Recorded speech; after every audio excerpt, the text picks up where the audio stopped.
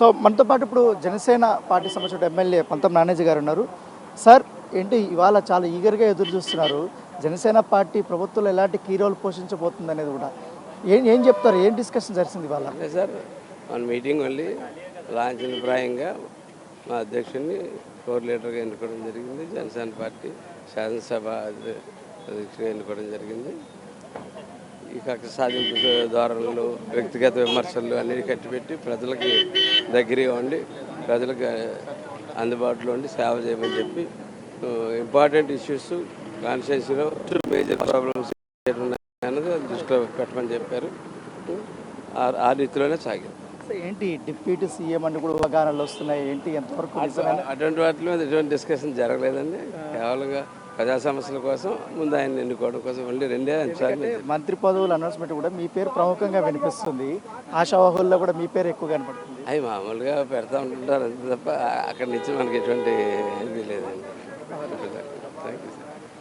So ఇది పంతం నానేజీ గారు చెప్తున్నారు. ఏదైతే ముందుగా కూడా నియోజకవర్గాల్లో అక్కడ స్థానిక పరిస్థితులు ఉండుకొని ఖచ్చితంగా చేయాలన్న దానిపై కూడా కక్ష సాధింపుకు సంబంధించినటువంటి అంశాలకు జోలికి పోకుండా ఓన్లీ అభివృద్ధి మీదే కాన్సన్ట్రేట్ చేయాలన్న అంశాలపైన ఇవాళ మీటింగ్ జరిగిందనేసి కూడా పంతం నానేజీ చెప్తున్న పరిస్థితి పడుతుంది. అనంతపురం ఎమ్మెల్యే బొమ్మడి నాయకర్ గారు ఉన్నారు. సార్ కంగ్రాచులేషన్స్, ఎప్పుడు లేని విధంగా కూడా భారీ మెజారిటీతో మీరు గెలిచారు. ఏంటి అంత నమ్మకం ఏంది మీకు నరసాపురం ప్రజలపైన కూడా? అండి, మరి గత ఎలక్షన్లో కూడా నేను తక్కువలో ఓడిపోవడం జరిగింది. మరి ఆ రోజున కూడా ఓటమి చెందిన మరి 5 సంవత్సరాలు కూడా ప్రజలందరి దగ్గరగా ఉన్నాం. అలాగే మా అధినాయకుడు పవన్ కళ్యాణ్ గారు మరి ఆయన ఆశీస్సులతో మరి ఆయన దృష్టిలో పెట్టుకుని కూడా మరి నరసాపురం నియోజక ప్రజలు, అదేవిధంగా మరి చంద్రబాబు నాయుడు నాయకత్వాన్ని కోరుకుంటూ మరి అలా మరోసారి మనకు ముఖ్యమంత్రిగా మన రాష్ట్రం బాగుండాలి, రాష్ట్ర భవిష్యత్తు బాగుండాలంటే కనుక మరి చంద్రబాబు నాయుడు గారు మరి పవన్ కళ్యాణ్ గారు లాంటి నాయకుల నాయకత్వం అవసరం అని చెప్పి నరసాపురం ప్రజలే కాకుండా మరి రాష్ట్ర వ్యాప్తంగా ఉన్న ప్రజలందరూ కూడా ఇవాళ ఈ తీర్పుని ఇవ్వడం కూడా మనందరూ కూడా ఆలోచించుకోవాల్సిన చాలా కీలకమైన మీటింగ్ జరిగింది మీ అధినేతతో. ఏంటి ఏ అంశాలు ప్రస్తావన లేదండి. మరి ఈ రోజున మా అధినాయకుడు పవన్ కళ్యాణ్ గారిని శాసనసభ నేతగా మేము ఎన్నుకోవడం జరిగింది. మరి ఆయన కూడా సూచనలు ఇచ్చారు. మరి రాబోయే రోజుల్లో మనం ఏ రకంగా ఉండాలని ఆలోచించడం కొన్ని దిశ కూడా చెప్పడం జరిగింది. అంటే ఒక విషయం, రాబోయే రోజుల్లో ప్రజలందరికీ కూడా దగ్గరగా ఉండవలసిన అవసరం ఉంది. మనం ప్రతి ఒక్కరికి వారి సమస్యల్లో మనందరూ నిలబడి వారికి న్యాయం చేయాలని ఆలోచనతోటి మరి అందరికీ కూడా ఆయన సూచనలు ఇవ్వడం జరిగింది. అదేవిధంగా ఏదైతే ఈ వైసీపీ ప్రభుత్వం చేసిన దుర్మార్గాలు కానీ, కక్ష సాధింపులు కానీ, కొంత పార్షియాలిటీ అంటే ఆ పార్టీ వారికి వాళ్ళు చేసుకున్నారు, అలా కాకుండా మన ప్రజలందరికీ కూడా న్యాయం చేయాలని ఆలోచనతో కూడా మరి ఆయన చెప్పడం కూడా మరి మేము ఆయన సూచనలు ఇచ్చారు.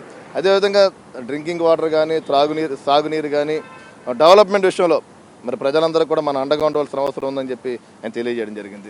ఏంటి ప్రభుత్వంలో ఈసారి డిప్యూటీ సీఎంగా ఉండబోతున్నారని ఊహాగానాలు వస్తున్నాయి మీ అధినేత గురించి. అలాగే ఇప్పుడు ఆ అంశాలు ఎక్కడ మేము మాట్లాడుకోవడం లేదు. మరి రేపటి రోజున తెలుస్తుంది ఏంటన్నది కూడా. మరి 21 మందిలో ఎవరికి ఏ బాధ్యత అప్పచెప్పినా మరి మేమందరం కూడా కళ్యాణ్ గారికి, అటు చంద్రబాబు నాయుడు గారికి, రాష్ట్ర ప్రజలందరికీ కూడా మేమందరూ కూడా మరి జనసేన పార్టీ నుంచి మేమందరూ కూడా పనిచేయడానికి సిద్ధంగా ఉన్నామని చెప్పి సందర్భం తెలియజేస్తున్నాం. సో ఇది బొమ్మడి నాయకర్ గారు చెప్తున్నారు. రాష్ట్రంలో మాకు ఏ బాధ్యత అప్పచెప్పినా ఖచ్చితంగా కూడా దాన్ని నిర్వర్తిస్తాం, ఖచ్చితంగా అందరూ కలిసికట్టుగానే మేము ముందుకెళ్తామనేసి కూడా చెప్తున్నారు. ఇంకా డిప్యూటీ సీఎంకి సంబంధించినటువంటి అంశం ఇది ఇవాళ మీటింగ్లో ప్రస్తావనకు రాలేదనేసి కూడా బొమ్మడి నాయకర్ గారు చెప్తున్న పరిస్థితి పడుతుంది. For more videos like this, subscribe Big TV channel.